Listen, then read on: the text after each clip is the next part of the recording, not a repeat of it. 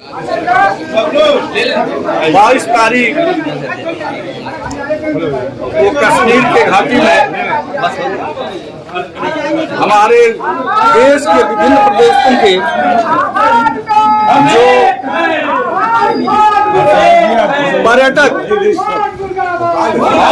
पर्यटन की दृष्टि से अपने जीवन के कुछ पलों को आनंद में बिताने के लिए कुछ नवविवाहित जोड़े अपने जीवन की प्रारंभिक जीवनी को आनंदमय मनाने के लिए घाटी में जो गए हुए थे, आतंकवादियों ने जिस तरह से जिस परिस्थितियों में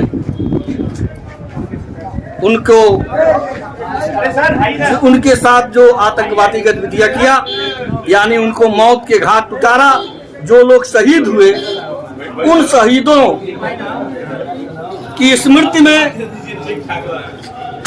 उन शहीदों के लिए इस तरह की कायराना हरकत के लिए आतंकवाद का पुतला आज इंडिया गठबंधन की तरफ से फूंका गया है और भारत सरकार से मांग की गई है कि भारत सरकार इस तरह की जो आतंकवाद गतिविधियों में जो लोग लिप्त हैं उनके विरोध में, उनके खिलाफ जितनी भी कठोरतम कार्रवाई करेगी इंडिया गठबंधन भारत सरकार के साथ है। लेकिन साथ ही साथ हम लोग यह चेताने का काम भी करते हैं कि सरकार के लोग आपदा में अवसर तलाशने का काम न करें। जिस तरह से कश्मीर से लेकर के विभिन्न देश के विभिन्न स्थानों में के लिए हवाई जहाज के टिकट में जो वृद्धि की गई है, ये इससे भी निंदनीय विषय है। इंडिया गठबंधन इसकी भी निंदा करता है। ऐसे परिस्थितियों में निःशुल्क निस्वार्थ सेवा करनी चाहिए, चाहे वो कोई भी एयरलाइंस हो, चाहे कोई भी एजेंसी हो। मैं नहीं जानता किस एजेंसी ने ऐसा किया है, लेकिन जिसने किया है बहुत ही निंदनीय है और इंडिया गठबंधन उसकी भी निंदा करता है। कुछ ही बांटने वाले, देश को बांटने वाले लोग हैं। किस दिशा में, किस दृष्टि से वो धर्म से जोड़ते हैं, मेरे समझ में तो नहीं आता। मैं तो ये कहूंगा कि आतंकवादी जिन्होंने आतंकवाद का काम भी किया और देश के अंदर बेमनसता जो फैलाने का कुचक्र रचा, उसमें भी वो सफल हो रहे हैं। ये देश के लोग जो इस तरह की बात सोच रहे हैं वो निश्चित रूप से देश के हितैषी नहीं है, वो राष्ट्रभक्त नहीं है, राष्ट्रीय नहीं है। वह अपने किसी निजी स्वार्थ के लिए इस तरह की बात कर रहे हैं।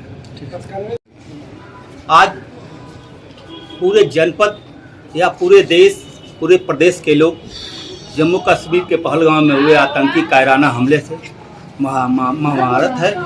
पूरा देश आज उन लोगों के प्रति श्रद्धांजलि अर्पित कर रहा है। उसी क्रम में आज हम सभी इंडिया अलायंस के साथीगण कलेक्ट्रेट परिषद में आतंकवाद का पुतला जलाया है हम लोगों ने। साथियों, बड़ी विषम परिस्थिति है। जिस समय में पूरा देश लोगों के प्रति श्रद्धासुमन और श्रद्धांजलि अर्पित कर रहा है, उस समय में हमारे देश के प्रधानमंत्री जी बिहार में रैली कर रहे हैं आदरणीय नीतीश कुमार जी के साथ, और मंच पर उनकी हंसते हुए तस्वीर आई है जो हमारे टीवी चैनल के लोग दिखा रहे हैं। साथियों, सरकार मान रही है कि चूक है। जिस चैनल ने दिखाया सुबह होने से पहले उस चैनल ने उससे हटा दिया। यह भी कहीं ना कहीं एक सरकार का षड्यंत्र है, हिस्सा है। सोचिए, शासन सत्ता के प्रति कितना डर है लोगों के अंदर। इसे दर्शाता है कि आदरणीय प्रधानमंत्री जी, पूरा देश का समर्थन है।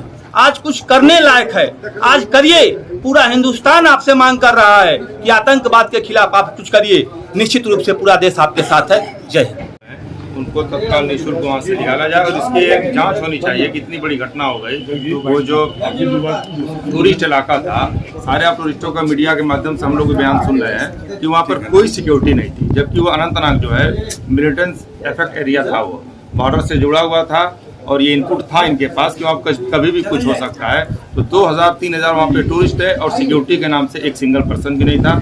इनकी जांच होनी चाहिए आखिर इतनी बड़ी घटना कैसे देश के लिए हो गई, और ये बहुत ही घृणा हुआ ये काम हुआ है। इसलिए हम लोग पुरजोर तरीके से इसका विरोध करते हैं और जितने परिवार मारे गए हैं उनके लिए शोक संवेदना और खिराज अकीदत हमारी तरफ से।